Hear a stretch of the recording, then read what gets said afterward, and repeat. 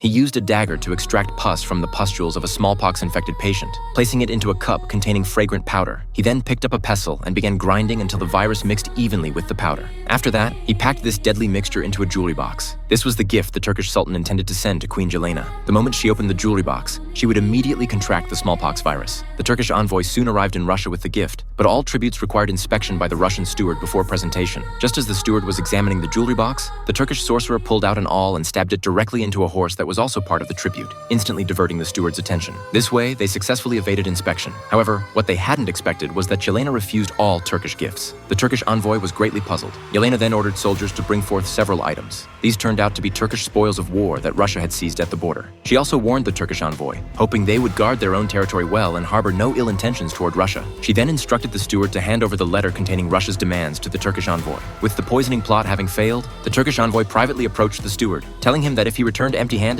the Turkish Sultan would certainly feel insulted, potentially leading to war. He asked the steward to persuade Jelena to accept the gifts, even offering him a substantial reward. Faced with such enormous temptation, the steward earnestly urged Jelena to accept the Turkish gifts. However, Jelena stated that with the border under Turkish invasion, accepting their gifts would only demonstrate Russia's weakness. Conversely, being able to impose tough conditions proved the nation's strength. Seeing Jelena's unwavering resolve, the steward had no choice but to deceive the Turkish envoy, claiming that Jelena had accepted all the gifts and was very pleased with them. The envoy believed the steward's words, never suspecting that the steward had kept everything for himself. The steward gave the jewelry box to his wife. Lucy opened the jewelry box and took out a portion with her hand, only then discovering it contained fragrant powder. Little did she know this would cost her life. The next day, Jelena held a ball at the palace. Lucy entered the ballroom looking dazed and unwell. Seeing her poor condition, Jelena had soldiers escort her to find a doctor, but she collapsed on a sofa just as she stepped outside, with smallpox pustules appearing on her body. The surrounding people immediately panicked. To prevent transmission to others, the doctor quickly ordered Lucy to be carried away along with the sofa for isolation. At that time, smallpox was incurable, and the only preventive measure was vaccination, using pus from smallpox patients' pustules as inoculation material.